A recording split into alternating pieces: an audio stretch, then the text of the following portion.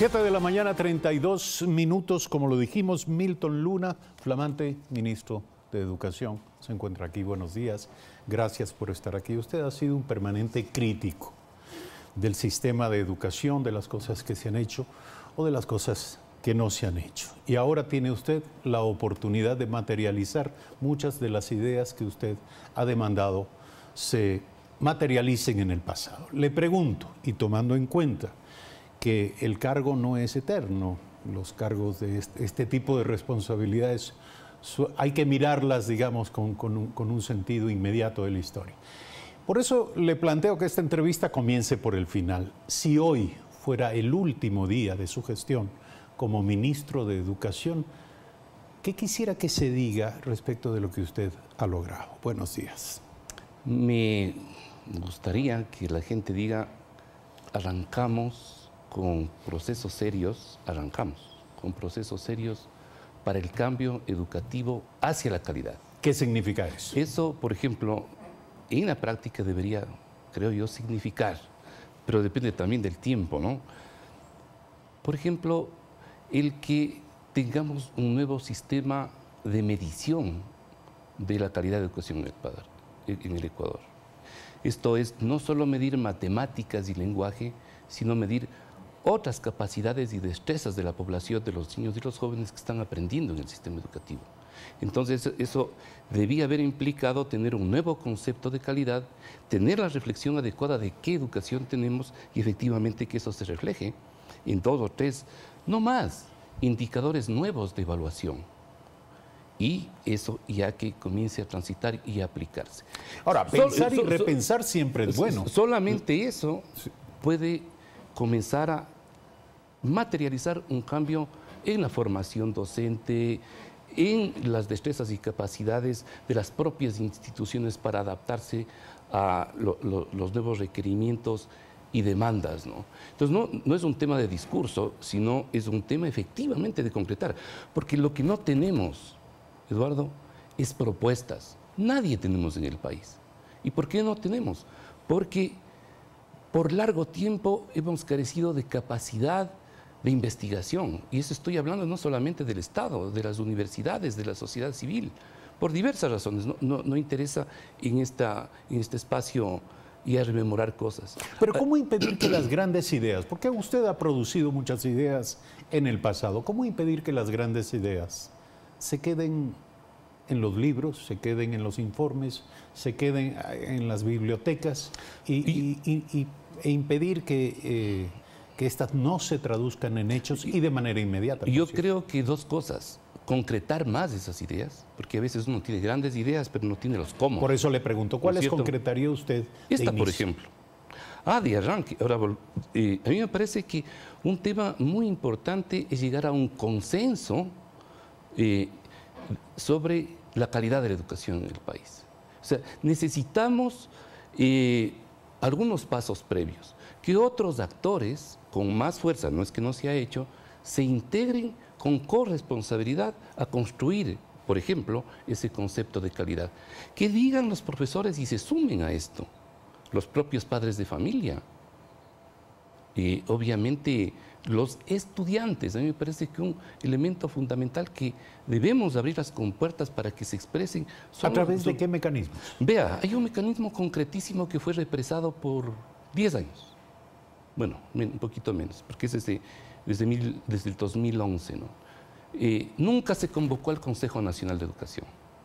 Hoy, ¿Usted cree que hay que volverlo operativo? Nosotros tenemos que, y en eso vamos a trabajar, hay que volver operativo al Consejo Nacional de Educación. Entonces, ahí están o deberían estar esas voces. Estamos, Eduardo, nos pesó mucho los 10 años anteriores en el sentido que todos aprendimos a obedecer y aprendimos a callar.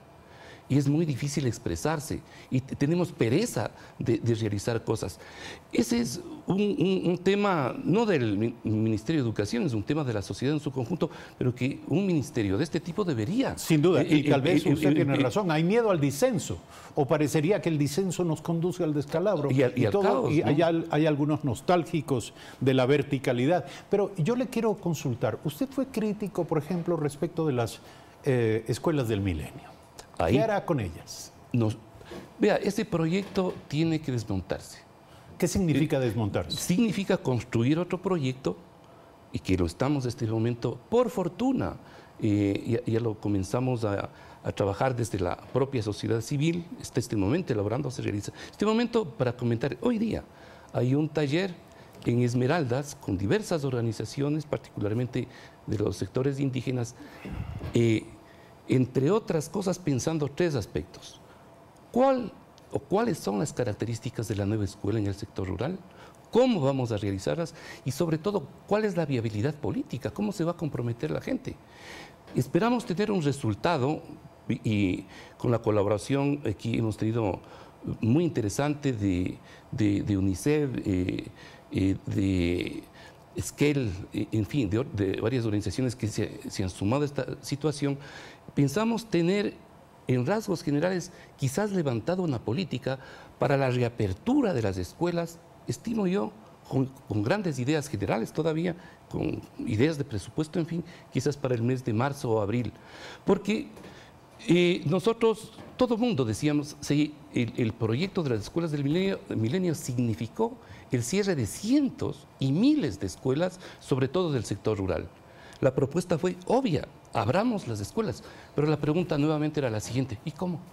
No es que es decir, vamos y abrimos, no es coger el candado viejo con una llave. No se trata de volver al pasado, sino que hay que diseñar algo basado en lo que se tiene. Y además, no solo desde sus fuentes, sino también entender el problema y el tema y sobre todo la construcción de propuestas con experiencias regionales. Es decir, en Colombia hay experiencia, en Centroamérica hay en el Perú hay experiencia, aprender de esas experiencias.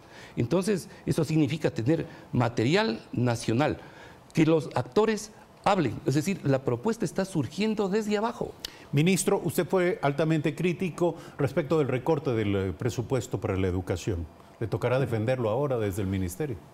No necesariamente es defenderlo, sino es entender y reconocer, en este caso, y le hablo como investigador serio, es decir, cuáles son efectivamente las propuestas, y está en este momento un equipo del ministerio junto con el equipo que está ingresando, analizando todo el condumio de esta situación, y hemos de tener las entrevistas necesarias con el Ministerio de Economía y, por supuesto, ahí compatibilizar, ¿no? Ministro, debo pedirle disculpas por lo limitado de nuestro tiempo y de este espacio. Su tema es un tema inagotable sobre el que nos encantará hablar en una futura oportunidad. Le pedimos que nos acepte una próxima invitación a este programa. Hay mucho que tratar sobre esto y, por el bien de la educación y de este país, suerte en su gestión. Milton Luna, nuevo ministro de Educación, esta mañana aquí en Primera Impresión. Gracias a ustedes por seguirnos. Buen día.